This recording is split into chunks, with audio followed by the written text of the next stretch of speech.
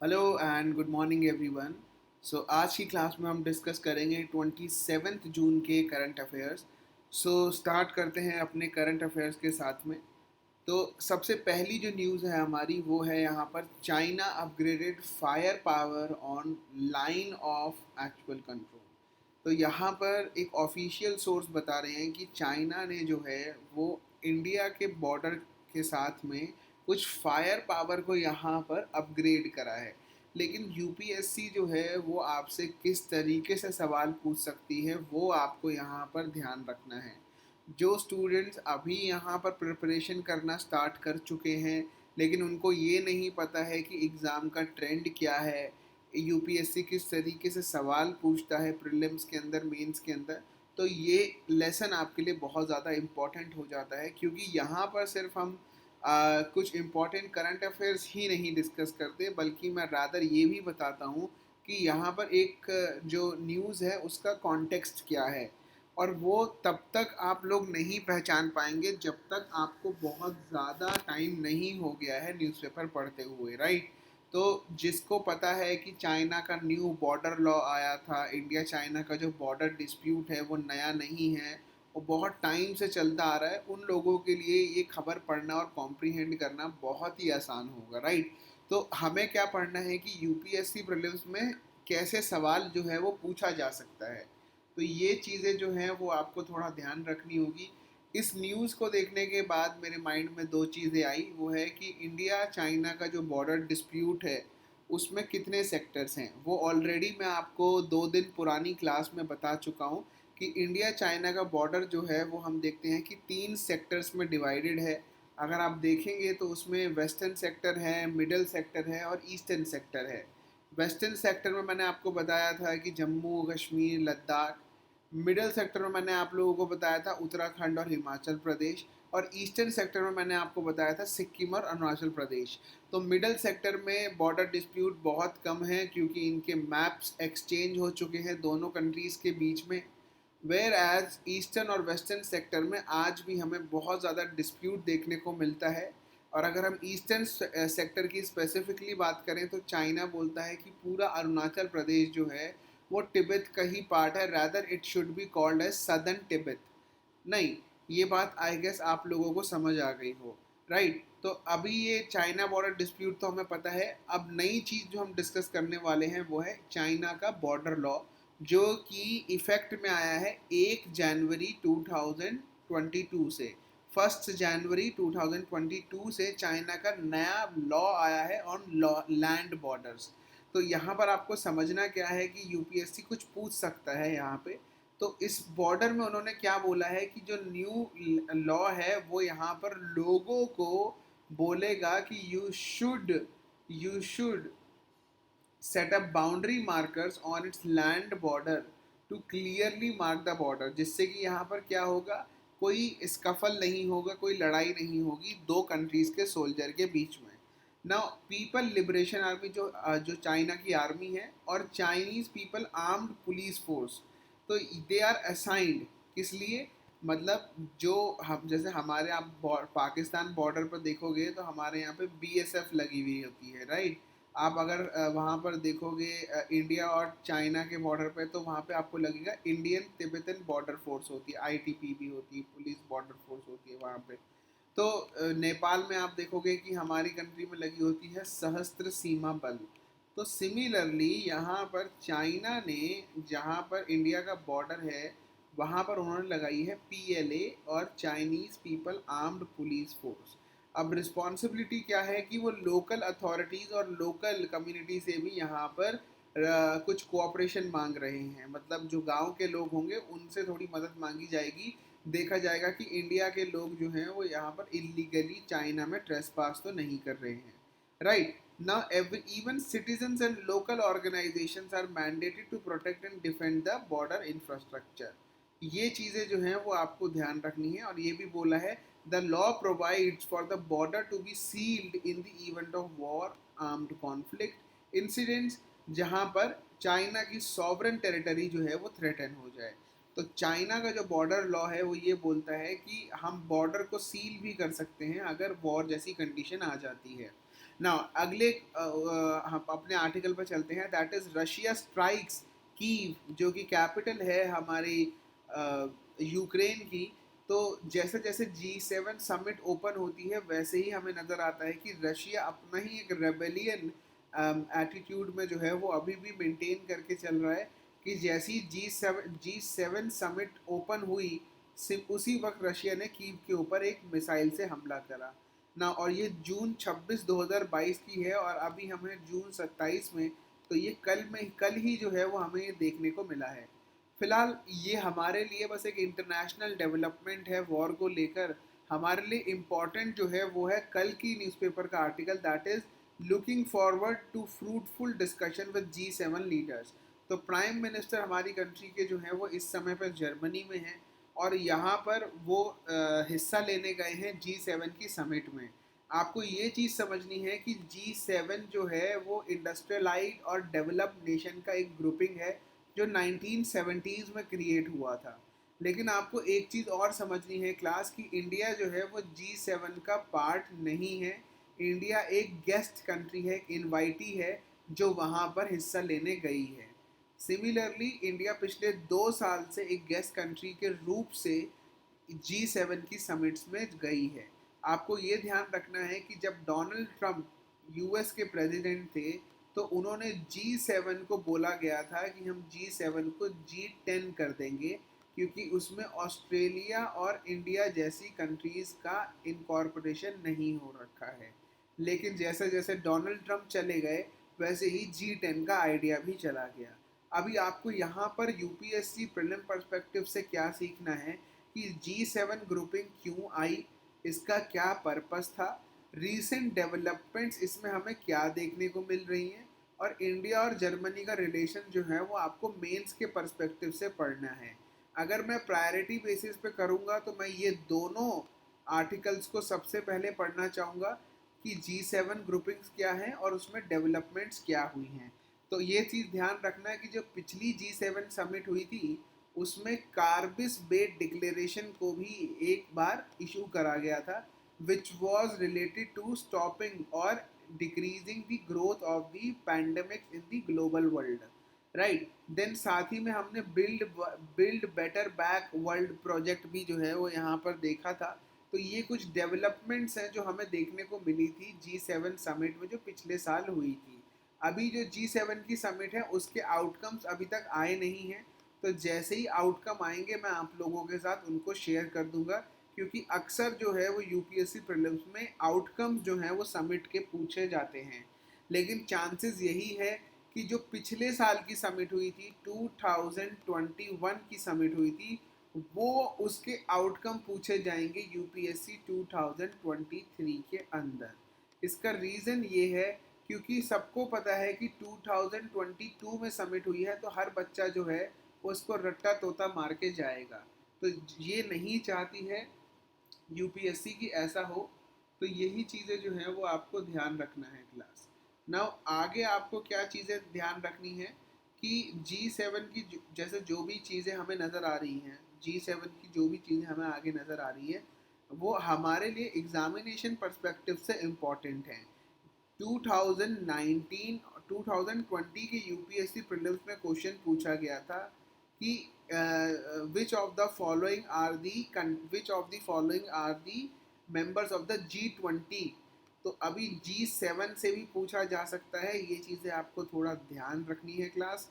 तो ये आपको ध्यान रखना है कि इंडिया और G7 G20 का पार्ट है, तो इसका मतलब होता है ग्रुप ऑफ 7 और ग्रुप ऑफ 20। ये ब्लॉक किस लिए बनाया गया, क्या इसका फिक्स्ड हेडक्वार्टर, कोई फिक्स कॉन्स्टिट्यूशन है या नहीं है, ये सारी चीज़ें चांसेस हैं कि यूपीएससी आपसे पूछ लेगा। तो इन सारी चीज़ों को ध्यान रखना, और सबसे ज़्यादा इम्पॉर्टेंट होता है कि इनके अंदर डेवलपमेंट्स क्या हो रही हैं।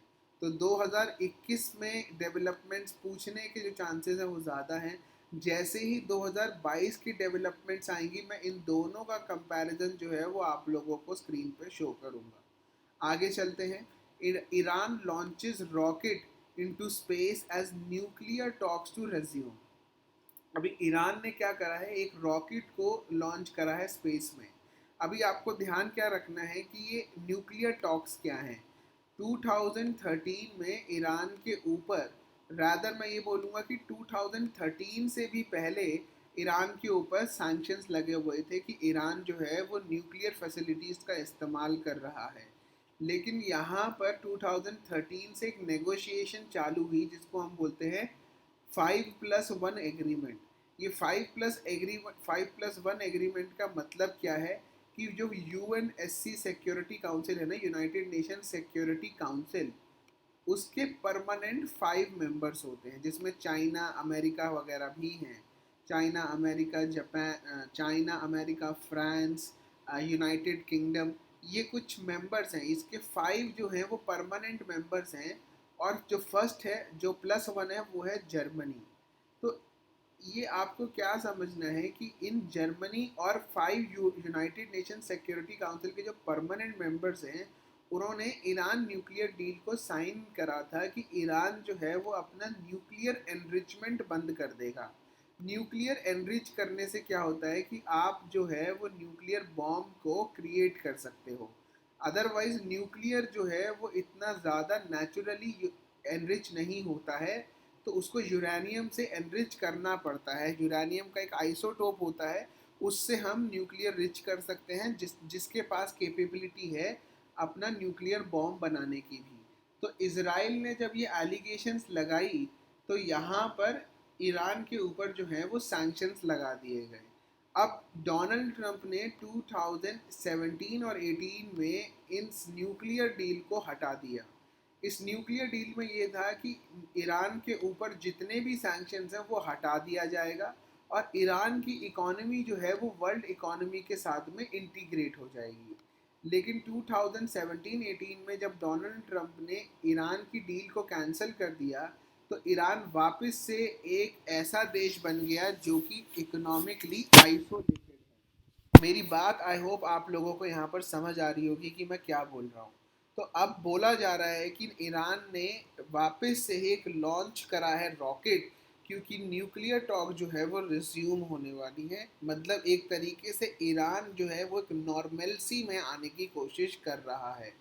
अभी आपको ये भी पता होना चाहिए कि ईरान की जो करेंसी है, पहले वो रियाल थी। रुपी और रियाल का एग्रीमेंट सुना होगा अगर आपने, तो उसको अब चेंज करके तोमन कर दिया गया है, TOMAN, राइट। आगे चलते हैं नेक्स्ट आर्टिकल पे। That is India exported 1.8 million tons wheat to several countries since ban. तो जब से वीट का बैन हुआ है ओवरऑल वर्ल्ड में, ये हमें नज़र आ रहा है 24 फरवरी से। 24 फरवरी को रशिया ने यूक्रेन के ऊपर वॉर डिक्लेयर करा था। उसके बाद से हमें नज़र आया कि वीट प्रोडक्शन ओवरऑल जो है वो कम हुआ है, लेकिन उसको ठीक करने के लिए इंडिया ने स्टेप इन करा है जिससे कि ग्लोबल कंडीशंस जो हैं वो ख़राब नहीं हो। हमारे लिए इम्पॉर्टेंट यहाँ पर क्या है कि वीट प्रोड्यूसिंग स्टेट्स हमारे यहाँ पर कौन है और इंडिया की हाईएस्ट वीट प्रोड्यूसर क्यों है, कौन है। तो आपको पता होगा कि कुछ कंफ्यूजिंग स्टेटमेंट जो है वो थोड़ी बहुत आ सकती है। 2021 में जो लार्जेस्ट और हाईएस्ट वीट प्रोड्यूसिंग स्टेट थी वो थी यहाँ पर मध्य प्रदेश। 2022 में जो हाईएस्ट वीट प्रोड्यूसर है वो है यहाँ पर उत्तर प्रदेश। तो ये चीज़ें को थोड़ा ध्यान रखना। अभी आप बोलोगे कि ये तो बहुत ही मामूली सी चीज़ है कि हम ये सारी चीज़ें क्यों याद करें। Wheat producing states in India, अगर क्लास आपको ध्यान होगा तो 2022 का जो प्रीलिम्स अभी हुआ है 5 जून 2022 को, उसमें यूपीएससी ने एक क्वेश्चन में पूछा कि इनमें से कौन सी जो है वो टी प्रोड्यूसिंग स्टेट्स हैं। तो उसमें जो है वो एलिमिनेशन का भी जो है वो बिल्कुल भी आपके पास मेथड नहीं था। तो इसलिए जो है मैं आपको जो प्रिपरेशन करवा रहा हूँ वो एग्जामिनेशन पैटर्न के ही थ्रू करवा रहा हूँ ना। अगला टॉपिक जो हमें पढ़ना चाहिए इस आर्टिकल के थ्रू वो है बफर स्टॉक और एमएसपी। एमएसपी मैं ऑलरेडी आपको बता चुका हूँ कि एमएसपी क्या होता है, मिनिमम सपोर्ट प्राइस। इसकी सबसे पहली बार जो शुरुआत करी गई थी वो पायलट बेसिस पे करी गई थी 1963 में, क्योंकि उस समय पर ग्रीन रेवोल्यूशन को पायलट बेसिस पर चलाया गया था और हमारी कंट्री उस समय पर बहुत से ड्रॉट्स के साथ में गुजर रही थी। एक यूएस का PL 480 प्रोग्राम भी था जिसके अंडर इंडिया जो है वो वीट को इंपोर्ट करके लाया था यूएस से। जो खाना अमेरिका में डॉग्स को या कुत्तों को भी नहीं खिलाया जाता, वही खाना जो है वो इंडिया को उस समय पर दिया गया था, क्योंकि इंडिया उस समय पर फूड डेफिशिएंट कंट्री थी। बाद में इसी चीज़ का बहुत मजाक भी उड़ाया गया, लेकिन इंडिया ने जो अपनी स्ट्रेंथ है वो वापस से दिखाई 1963 और 65 में, जब वो एक फूड सेल्फ सफिशिएंट कंट्री जो है वो बन गई। अभी और क्या आपको एमएसपी के पर्सपेक्टिव से समझना है कि एमएसपी इसलिए ही दिया जाता है जिससे कि हमारी गवर्नमेंट जो है वो जो वीट है या राइस है उसको फेयर प्राइस शॉप्स, राशन दुकान में सस्ते दाम पर बेच सके। उससे हमारी कंट्री में न्यूट्रिशनल सिक्योरिटी को इंश्योर करा जाएगा, और हमने ये भी देखेंगे कि मैल नरिशमेंट का जो इंडिकेटर है वो भी कम हो जाएगा। आगे आपको समझना है एमएसपी जो है वो अनाउंस और अप्रूव कौन करता है। आपको ये पता होना चाहिए कि एमएसपी जो है वो इस समय पर 23 और 24 क्रॉप्स पे दी जाती है। आपको ये भी ध्यान रखना है कि शुगर केन के ऊपर कोई एमएसपी नहीं दी जाती, रादर शुगर केन के ऊपर एफआरपी, जिसको फेयर एंड रेम्यूनरेटिव प्राइस है, वो दी जाती है। फिलहाल आपको क्या ध्यान रखना है कि एमएसपी के ऊपर कोई लॉ नहीं बना हुआ है, देयर इज़ नो लॉ जो एमएसपी को गवर्न करता है। तो गवर्नमेंट का जो रेजोल्यूशन 1963 से चलता आ रहा है वो आज भी जो है वो पॉलिसी गवर्नमेंट अडॉप्ट कर रही है। आपको क्या ध्यान रखना है कि एमएसपी जो है वो कैलकुलेट कोई और करता है और अनाउंस कोई और करता है। तो एमएसपी कैलकुलेट करा जाता है commission for agriculture cost prices, that is CACP, जिसका गठन जो है वो हमें नज़र आया था 1960s में हुआ था, ग्रीन रेवोल्यूशन के दौर पर ही। लेकिन आपको ध्यान रखना है कि ये एमएसपी कैलकुलेट करा जाता है बाय इनकॉर्पोरेटिंग और by keeping in mind various factors, जैसे कि कॉस्ट ऑफ प्रोडक्शन क्या है, सीड का प्राइस क्या है, फर्टिलाइज़र का प्राइस क्या है, ये सारी चीज़ें। आपको ध्यान रखना है कि ये जो रिकमेंडेशन होती है CACP की, commission for agriculture cost and prices, ये एक एडवाइजरी होती है इन नेचर, मतलब ये गवर्नमेंट के ऊपर है कि वो CACP की जो रिकमेंडेशन है एमएसपी को लेकर वो एक्सेप्ट करे या नहीं करे। तो ये चीज़ आपको ध्यान रखनी है। आगे आपको और क्या पता होना चाहिए कि जो एमएसपी अनाउंस करा जाता है वो करा जाता है cabinet committee on economic affairs के द्वारा। जो cabinet committee on economic affairs है उसको चेयर करा जाता है ना कि finance minister, rather prime minister के द्वारा। तो ये सारी चीज़ें हमारे लिए बहुत इंपॉर्टेंट है प्रीलिम्स पर्सपेक्टिव से। आगे हमें पढ़ना है बफर स्टॉक के बारे में। तो ये 2 दिन पुरानी ही खबर है जहाँ पर ये बोला गया है कि इंडिया का जो बफर स्टॉक है वो बिल्कुल थ्रेशोल्ड के ऊपर है। मतलब इंडिया का जो बफर स्टॉक है वो अभी थोड़े टाइम से नीचे चल रहा था, क्योंकि इंडिया जो है वो ओपन सेल मार्केट में बहुत ज़्यादा प्रोडक्ट को बेच रहा है, जिससे कि वॉलेटिलिटी को रिड्यूस करा जा सके। अब आप ही सोचो कि अगर हमारे यहाँ पर वीट और राइस की डिमांड एकदम से इंक्रीज हो जाए और जो हमारे पास वीट और राइस का स्टॉक है वो बहुत कम है, तो आपको नहीं लगता कि प्राइस बढ़ जाएगा बहुत ज़्यादा? तो उसी प्राइस को स्टेबल करने के लिए हमारी गवर्नमेंट अपने वेयर हाउसेस से वीट और राइस को बेचती है मार्केट के अंदर, राइट। अब इंडिया में कौन है? Uttar Pradesh is the largest wheat producer and 33 million metric ton जो है वो उत्तर प्रदेश में होता है। आपको और क्या समझना है कि चाइना जो है वो लार्जेस्ट प्रोड्यूसर है वीट का और इंडिया सेकंड लार्जेस्ट। यूपीएससी में 2019 में एक सवाल पूछा गया कि लार्जेस्ट वीट एक्सपोर्टर कौन है वर्ल्ड में। तो सबसे पहला ऑप्शन था चाइना और दूसरा ऑप्शन था इंडिया।